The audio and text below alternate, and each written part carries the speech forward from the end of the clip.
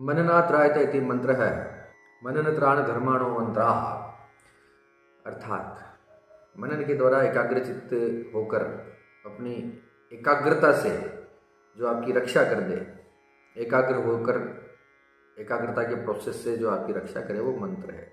बार बार मनन करना, जिनका स्वभाव है निरंतर रूप से जप करना, इसकी प्रकृति है जिसको निरंतर जिसको जपा जाए जपा जाए जपा जाए, जपते जपते जपते जिससे आपकी रक्षा हो, वो मंत्र है। सिंपल सी भाषा। तो हमारे मंत्र विज्ञान में किस प्रकार की विधियां हैं, हमारे शास्त्रों में मंत्रों को किस प्रकार से देखा गया है, शास्त्रों में मंत्रों की क्या व्याख्या की गई है, इसके क्या नियम होते हैं, इसके कितने भेद होते हैं, इस विषय पर मैं ये दूसरा वीडियो लेकर आया हूँ मंत्रों के ऊपर। प्लीज़ बने रहिएगा। एक वीडियो में पहले बना चुका हूँ कि मंत्र कैसे काम करते हैं, ये कैसे प्रभाव करते हैं आपके जीवन में। अवश्य देखिएगा अगर आपने नहीं देखा हो तो चलिए शुरू करते हैं।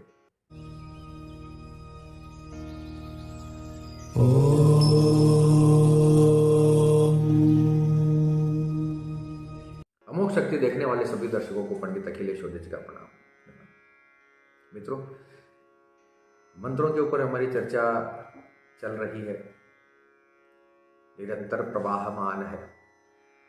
मंत्रों की हमारे सनातन धर्म के अंदर किस प्रकार से व्याख्या की गई है, इसके किस प्रकार से भेद हैं, थ्योरेटिकल बातें, अभी टेक्निकल जिसको हम कहते हैं, टेक्निकली अब समझने का प्रयास करेंगे कि ये एक्चुअली मंत्र शास्त्रों में इसकी क्या व्याख्या है और ये इसकी क्या क्या भेद है, इसमें क्या क्या सावधानियां हैं, क्या क्या डूज है, क्या क्या डोंट्स हैं, सब पे बात करेंगे।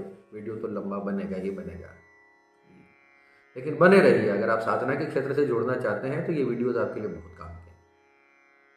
एक भी बात अपने मन से नहीं कहूँगा, एक भी बात इधर उधर से कुछ भी उठा के कल्पना से नहीं कहूँगा, शास्त्र सम्मत बात कहूँगा, गुरुमुख से जो मैंने समझा है, सीखा है, वो बात करूँगा। जिसको मना नहीं किया जा सकता, जो शास्त्र सम्मत बात है वही बात करूँगा। नाममय शब्द और भावमय रूप का जो आलंबन लेकर जो योग किया जाता है उसको मंत्र योग कहा जाता है। इसके अंदर नाममय रूप यानी एक तो शब्द का प्रकार और एक उसके पीछे का भाव, इन दोनों को मिलाकर जो योग साधन किया जाता है उसको पूरे को मंत्र योग कहा जाता है।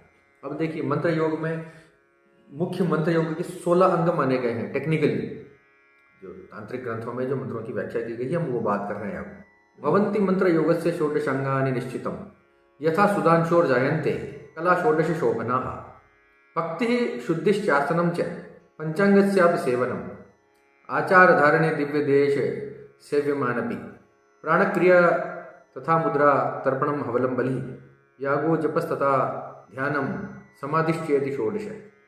चंद्रमा की 16 कलाओं की तरह मंत्र योग के भी 16 प्रकार हैं, इसके 16 विभाग हैं, 16 शर्तें हैं जो मंत्र योगी के जीवन में उसको अपनानी ही चाहिए। किसी साधक के लिए बातें हो रही हैं। देखिए, आम जीवन, ये बात मैं स्पष्ट कर दूं शुरुआत में कि आम व्यक्ति, सामान्य सरल व्यक्ति जो अपने जीवन में अपना काम करता है, सरल जीवन जीता है, सत्य के रास्ते पर चलता है, उसको बहुत लंबी लंबी साधनाओं में नहीं उलझाया जा सकता, क्योंकि वो अपना घर का काम भी करता है, गृहस्थ है, फिर भी करना चाहता है तो फिर उसको साधना के क्षेत्र में आना पड़ेगा।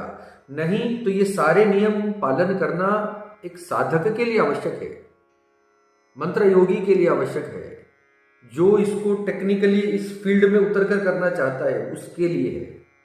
अगर आप घर पे एक गमले के अंदर कोई छोटा मोटा मिर्च वगैरह का, टमाटर का पौधा अगर बो रहे हैं और उसको, उससे जो भी फसल होती है, जो भी पौधे उगते हैं, जितनी मिर्च आप प्राप्त करते हैं वो ठीक है, उसके अंदर बहुत नियम लगाने की आवश्यकता है नहीं।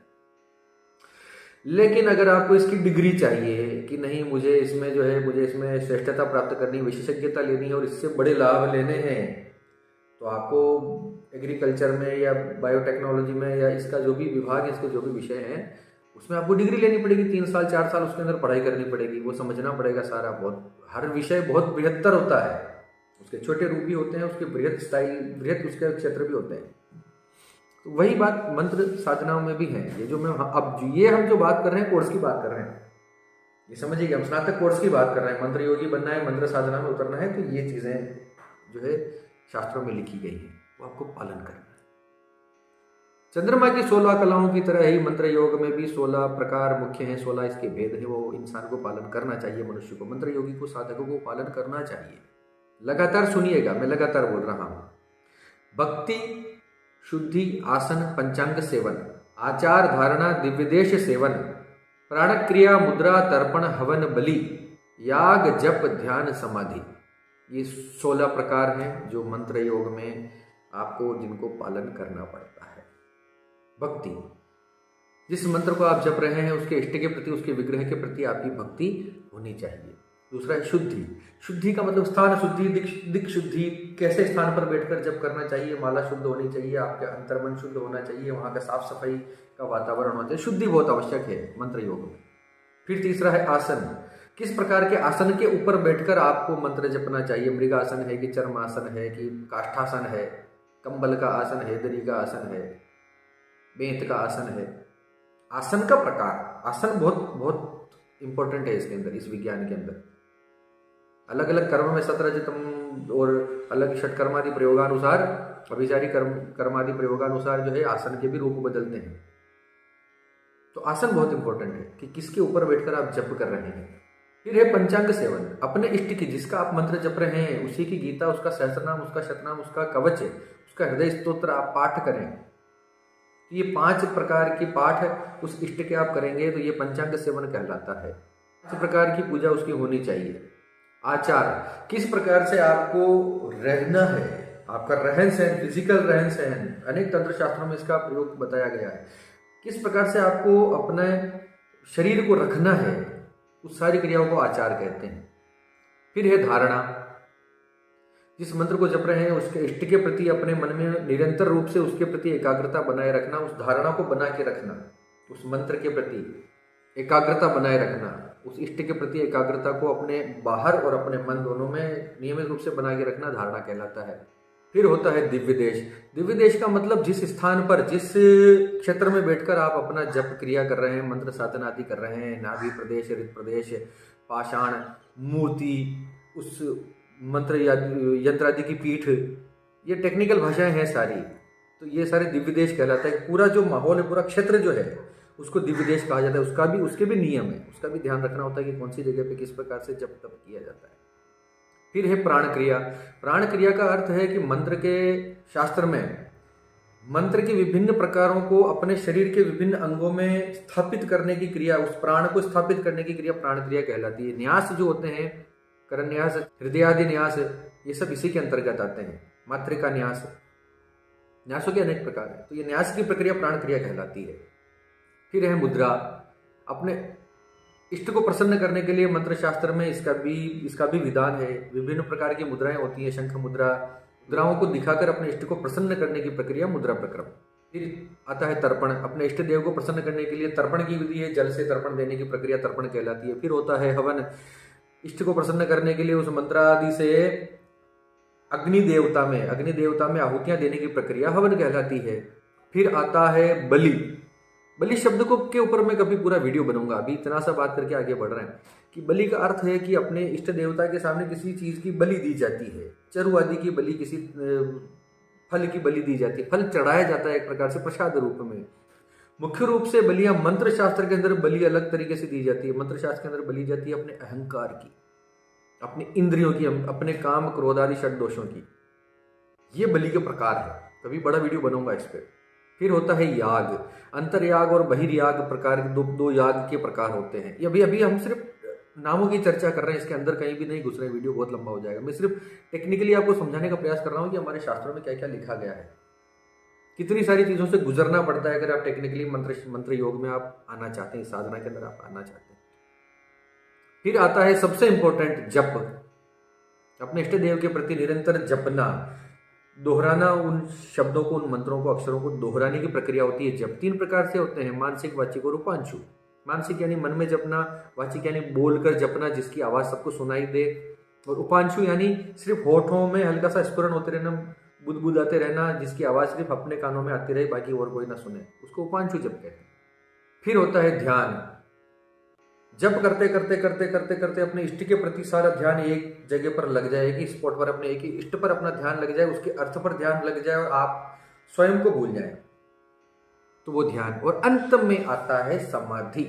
जब आपका ध्यान उच्चतम अवस्था पर पहुंच जाए और अपने इष्ट के रूप को चिंतन करते हुए आप इष्ट में ही समा जाएं, आप स्वयं ही इष्ट हो जाएं, आप अपने आप को भूल जाएं, अपनी विस्मृति हो जाए, स्वयं की विस्मृति हो जाए, अपने जिस माहौल में जिस स्थान पर हम बैठे हैं, देश काल परिस्थिति समय सब कुछ हमारे दिमाग से विस्मृत हो जाए, हम सिर्फ उसमें हो जाए, वो हो जाए, वो समाधि।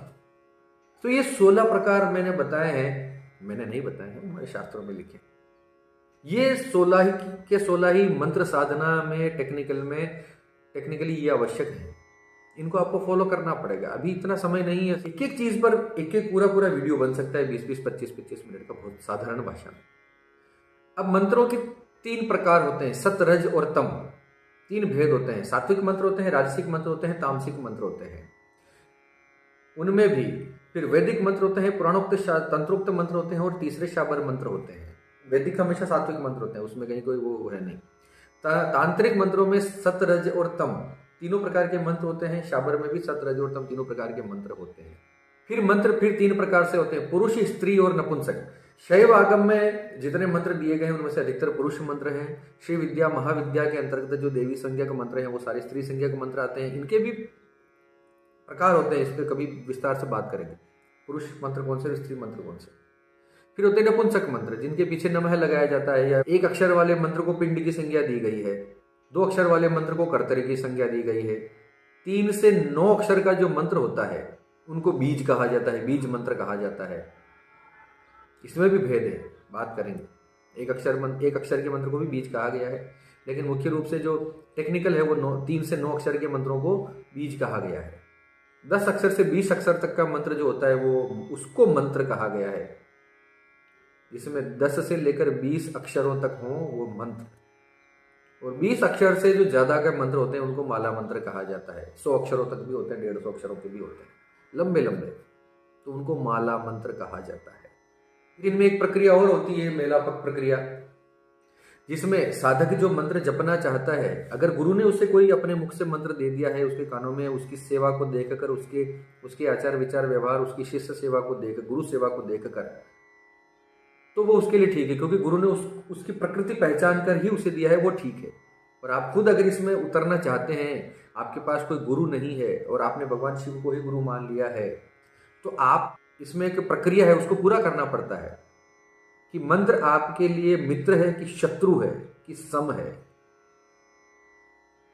सिद्ध सुसिद्ध अरि, इस प्रकार से जो चक्र होते हैं, अवगढ़ा चक्र, उनमें देखकर उसको आपको चेक करना पड़ता है कि मेरे नाम के अक्षर के साथ इस मंत्र का प्रथम अक्षर कौन से श्रेणी में जा रहा है, ये मेरा मित्र रहेगा कि मेरा शत्रु रहेगा, कि मेरा अति मित्र रहेगा कि अति शत्रु रहेगा, कि ये सम रहेगा, जो न्यूट्रल रहेगा, न फायदा करेगा न नुकसान करेगा। ये भी एक प्रक्रिया है। मंत्र साधनाओं में लोग कूद रहे हैं और इंटरनेट पे मंत्र बताए जा रहे हैं धूम धड़ल्ले से, बड़े गाजे बाजे के साथ। आग होती है, दिया भी उसी से जलता है, घर भी उसी से जलता है। मैं सबको बोलता हूं कि मंत्र विज्ञान में आइए, मंत्र साधनाओं को अपनाइए, लेकिन मैं उसके साथ ये भी बोलता हूं कि बिना गुरु के, बिना मार्गदर्शन के इस क्षेत्र में नहीं उतरना चाहिए। नाम मंत्र जब ये राम राम राम राम, शिव शिव शिव शिव, हरे कृष्ण रोज कीजिए, इसका कोई नुकसान नहीं। साधना में उतरना है, बिना गुरु के नहीं उतरा जा सकता। आपको कुछ भी हाथ नहीं लगने वाला है, हो सकता है आपको नुकसान उठाना पड़ जाए। ये तो परमाणु एनर्जी है, न्यूक्लियर एनर्जी है, इससे आप बिजली बना लीजिए या परमाणु बम बना लीजिए, विस्फोट कर दीजिए। हाँ, कुछ ऐसी विद्याएं भी हैं तंत्र शास्त्र के अनुसार, मंत्र शास्त्रों के अनुसार, कुछ कलयुग में कुछ विशेष विद्याएं ऐसी भी हैं जो हमेशा ही लाभप्रद है, किसी के लिए नुकसानदायक नहीं है। जैसे स्तोत्र साधन, रामचरितमानस का पाठ है, किसी प्रकार के स्तोत्र करते हैं आप, कवच आदि करते हैं, इनके नुकसान नहीं है। शतनाम स्तोत्र, सहस्रनाम स्तोत्र ये अगर आप करते हैं तो उसके नुकसान नहीं है, कर सकते हैं।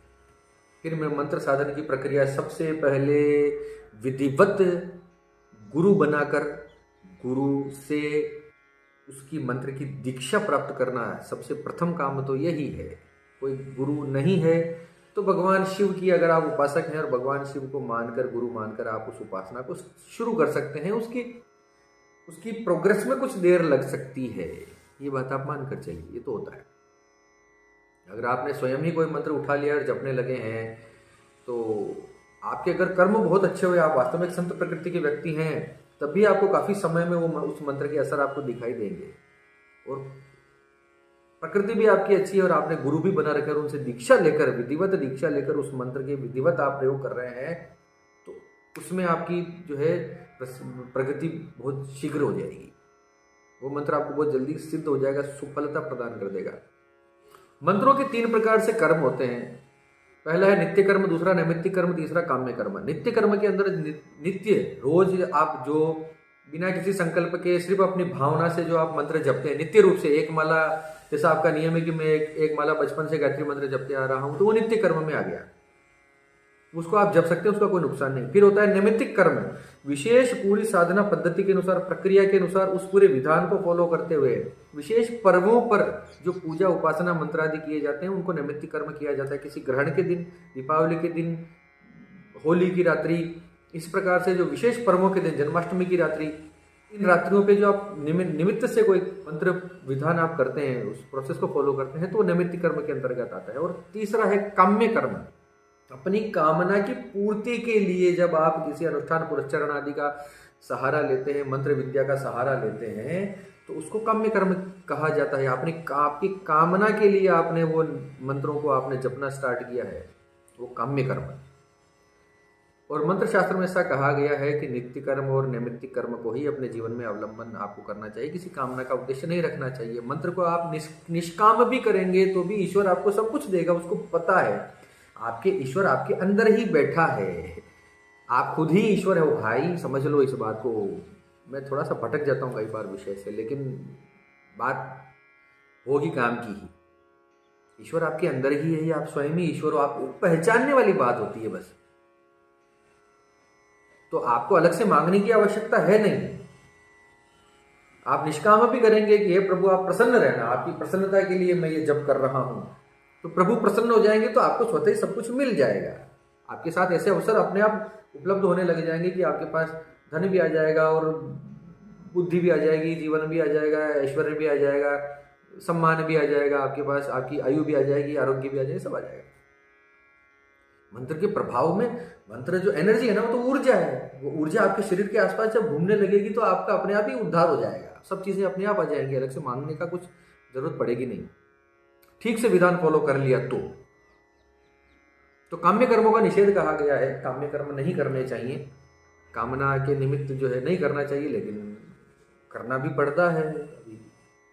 इसका तो मैं भी मना नहीं करता, शास्त्र मना करते हैं कि कामना के निमित्त फिर कोई किसी का बुरा कर बैठे। हमारा अच्छा करने के चक्कर में अगर किसी का बुरा हो जाए मंत्र की शक्ति से, तो वो थोड़ा सा पाप और पुण्य वाला उसमें जो है मामला है थोड़ा सा। तो ये 3 चीजें ये हैं। अब कई बार मेरे से ये पूछा जाता है कि किसी दिन छूट जाए, किसी दिन हम कहीं बाहर जाएं, नहीं कर पाए जप, तो इसका क्या नुकसान हो सकता है? तो इसका जवाब ये है कि आप नित्य कर्म में अगर आपने जप को शामिल कर रखा है, आपकी एक आदत है, निष्काम रूप से आप ईश्वर को प्रसन्न करने के लिए निष्काम रूप से आप नित्य रोज एक माला जपते हैं, या बिना किसी संकल्प के एक माला हनुमान चालीसा का नियम है मेरा, मैं करता हूँ, बस उठते ही नहाने के बाद वही दिमाग में चलने लग जाता है, तो वो कभी छूट जाता है तो उसका कोई नुकसान नहीं है, उसका कोई अनिष्ट नहीं है, कोई हानि नहीं है, भगवान का नाम लेने में कोई हानि नहीं।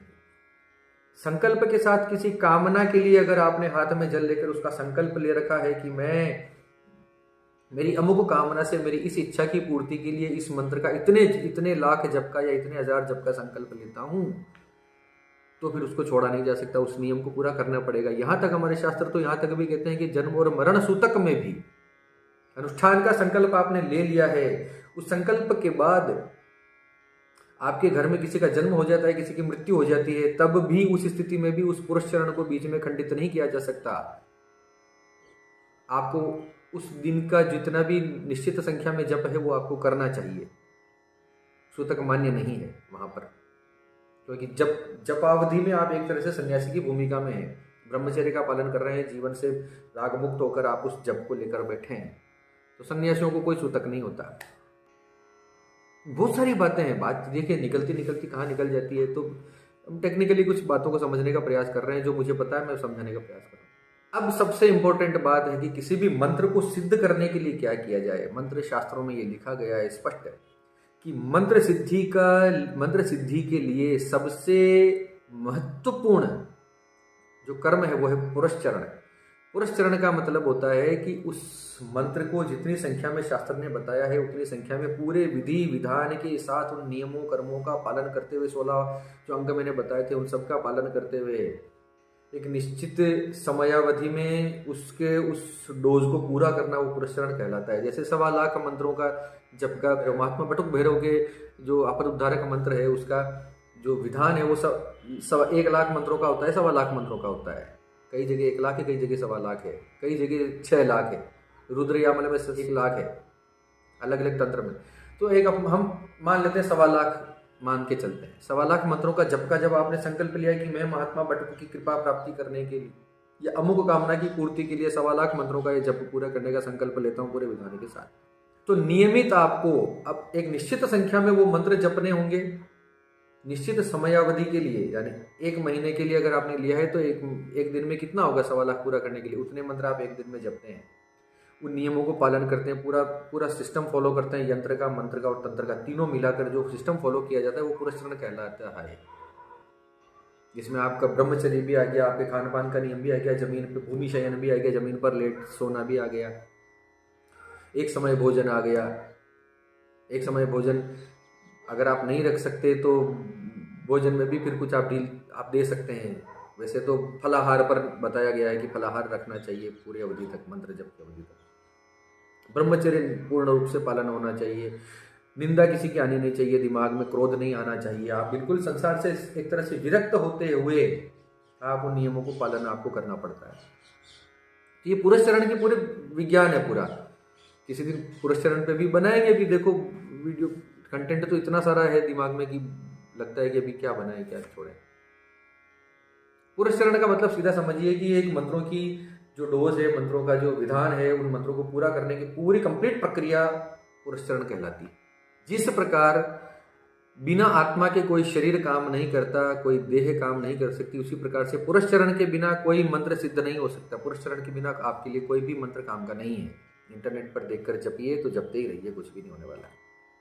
हाँ, किसी के प्रारब्ध के तो अपने पूर्व जन्म के कोई कृत्य हो, कोई ऐसे कर्म हो, कोई बड़ा तेजस्वी वो उपासक रहा हो, साधक रहा हो और किसी कारणवश उसे दोबारा मनुष्य देह धारण करनी पड़ी हो, उसके सत्कर्म ऐसे हों, इस जीवन के कर्म ऐसे हों, उसके पूर्वजों के कुछ तपस्याएं ऐसी रही हों, तो हो सकता है उसको कुछ काम उसका कुछ हो जाए, मंत्र साधना के क्षेत्र में उसका कुछ हो। एक आम मनुष्य जो सामान्य सी जिंदगी जी रहा है वो अचानक से जाकर मंत्र जपने लग जाए और तो बहुत बड़े फायदे नहीं होंगे। छोटा मोटा कुछ हो सकता है, छोटी मोटी चीजें आप करवा सकते हैं, बड़ा कुछ नहीं होने वाला। इसके लिए तो पुरस्चरण की प्रक्रिया आपको अपनानी ही पड़ेगी। तो ये सब हो गए। फिर मंत्रों में उसके तत्व होते हैं, उसके न्यास होते हैं, क्योंकि हर मंत्र को किसी न किसी ऋषि ने देखा है, किसी न किसी ऋषि ने उसकी रचना की है। तो हर मंत्र का एक ऋषि होता है, उसका देवता होता है, उसका छंद होता है, उसका बीज होता है, उसका कीलक होता है, उसकी शक्ति होती है। तो विनियोग के अंदर, उसके संकल्प के अंदर इन सब का उल्लेख होता है कि ये मंत्र में जो जप रहा हूं ये इतने अक्षर का मंत्र है, इसके ऋषि ये है, इसका बीज ये है, इसका शक्ति ये है, इसका कीलक ये है, उन सब के नाम के साथ इसके देवता ये हैं। फिर उसी प्रकार से उस मंत्र को स्टार्ट करने से पहले उसके न्यास किए जाते हैं। ऋषि का न्यास मस्तक पर, देवता का न्यास हृदय में, बीज का न्यास गुह्य प्रदेश में। अलग अलग न्यासों की प्रकृति है, यानी उस मंत्र के विभिन्न जो तत्व हैं उनको अपने शरीर में स्थापित पहले किया जाता है। न्यास के पीछे देखिए विज्ञान यह है कि जिसका आप जप कर रहे हैं, जिस तत्व का आप जाप कर रहे हैं, उस तत्व को पहले आप अपने शरीर में स्थापित कीजिए, ताकि उस श्रेणी के बराबर उस स्तर पर जाकर आप उससे बात कर सकें। मैंने शायद पहले भी किसी वीडियो में बताया था ये बात। ईश्वर को जपना है, ईश्वर के बराबर आप शक्तियों के आप जपना चाहते हैं, तो कम से कम अपने अंदर उस प्रकार के गुणों को पहले अंतर स्थापित करके ही आप वहां तक बात कर पाएंगे ना। ब्रह्मांड की जिस शक्ति से आप संवाद करना चाहते हैं उसके बराबर तो आना पड़ेगा, अपने अंदर वो शक्तियां विकसित तो करनी पड़ेगी। तो ये न्यास प्रक्रिया वो है। ऋषि को अपने मस्तक में स्थापित किया जाता है, क्योंकि ऋषि ने ही उसको देखा है। ऋषि का स्थान सबसे ऊपर है, गुरु का स्थान। फिर देवता, देवता का स्थान अपने हृदय में होना चाहिए, अपने हृदय में वो शक्ति समाहित होती है। इस प्रकार से अलग अलग न्यास होते हैं, वो भी आवश्यक है। इंटरनेट पे देख लिया ओम हुआ, और ये अब लगे पड़े ओम हुआ करने के लिए। साधकों के लिए ये सब अनिष्टकारक हो सकता है। साधना में उतर रहे हैं तो ये सब मत कीजिए। खासतौर से संस्कृत के मंत्रों को आप, तंत्रोक्त मंत्र जितने भी हैं, तंत्र शास्त्र के जितने भी मंत्र हैं, उनको छोड़ दीजिए। शाबर मंत्र आप जप सकते हैं, चौपाइयाँ आप जप सकते हैं, रामचरितमानस की चौपाइयाँ अद्भुत काम करती हैं। कोई आवश्यकता नहीं किसी प्रकार के मंत्र और न्यास पद्धति और ये सब विधानों की कोई आवश्यकता नहीं। चौपाइयाँ अरे काम करती, कमाल, करके देखिए। वैदिक मंत्र होते हैं, लेकिन वैदिक मंत्रों में कुछ चीज़ें पालन करनी पड़ती हैं, कुछ शुद्धताएं उसमें आवश्यक हैं, उसमें हवन प्रमुख है। तो इस प्रकार से मंत्रों की लगभग बहुत सारी चर्चा हमने कर ली है। अब समय मिला तो मैं अगला वीडियो ये बनाऊंगा कि मंत्र सिद्ध हो जाए, अगर पुरुष चरण आपका कंप्लीट हो जाए, उसके बाद अगर आपका मंत्र सिद्ध हो जाता है तो मंत्र सिद्धि के क्या क्या लक्षण आपके शरीर में, आपके जीवन में आपको देखने को मिल सकते हैं, क्या मिलते हैं। मंत्र सिद्धि के, मंत्र सिद्ध हो जाने पर आपके जीवन में क्या क्या परिवर्तन आता है, कि क्या, कैसे पता लगा कि वो मंत्र आपको सिद्ध हो गया है। इसके ऊपर मैं एक अगला वीडियो बनाऊंगा, अवश्य देखिएगा। पीछे जो वीडियो बनाया था कृपया वो भी देखिएगा। ये वीडियो अगर आपको पसंद आ गया हो तो इसको भी लाइक कीजिएगा, शेयर कीजिए। सनातन संस्कृति की साधनाओं की बातें प्लीज़ इस लिंक को शेयर कीजिए, लोगों में थोड़ा सा फैलाइए, बहुत आवश्यक है। यूट्यूब पर ये सब वीडियो बनाने का उद्देश्य मेरा आर्थिक बिल्कुल भी नहीं है। मैं सिर्फ ये चाहता हूँ कि मैंने जो कुछ भी इस संस्कृति को समझा है, इस आधुनिक युग में रहते हुए इसके लाभों को मैंने जो महसूस किया है, वो जन जन तक पहुँचे और हर व्यक्ति इससे लाभान्वित हो। हमारा समाज जो है वो थोड़ा उच्च स्तर पर जाए, थोड़ा सा इसमें प्रोग्रेस करे। हम पूजा करते हैं तो हमें पता होना चाहिए ना कि पूजा का अर्थ क्या है। हम मंत्र जपते हैं तो हमें पता होना चाहिए कि मंत्रों का अर्थ क्या है, इसके पीछे का विज्ञान क्या है, इसके रहस्य क्या है। सनातन संस्कृति के हम लोग हैं तो सनातन धर्मों का, सनातन नियमों का हमें पता होना चाहिए, इसके विज्ञान का पता होना चाहिए। वो सिंपल सा उद्देश्य लेकर मैं चला हुआ। इसी के साथ चलिए, लंबा वीडियो हो गया है। आप सबके मंगल की कामना करता हुआ मैं पंडित अखिलेश अब आपसे विदा लेता हूं। धन्यवाद। सर्वे भवन्तु सुखिनः।